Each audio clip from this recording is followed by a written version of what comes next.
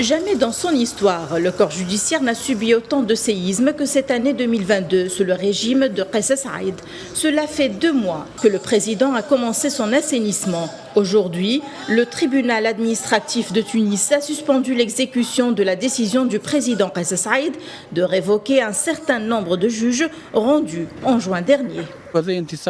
Cette décision est une victoire pour le pouvoir judiciaire, une victoire pour la loi et une victoire pour le peuple tunisien. C'est pour la première fois depuis que le président a pris le pouvoir que nous assistons à une décision légale. Nous n'avons pas encore le nombre exact des juges couverts par cette décision, mais il semble qu'il soit 47. Pour le reste des magistrats, ce n'est qu'une question de procédure administrative.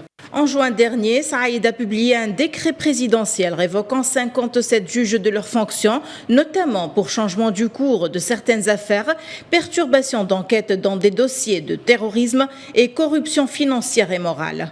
Le tribunal administratif a tranché en faveur de certains des juges révoqués, suspendant ainsi la décision de Kais Saïed. On remarque donc la formation d'un front qui peut dire non au président. Cette décision ouvrira les portes pour gélifier le processus de Kais Saïed et d'en discuter.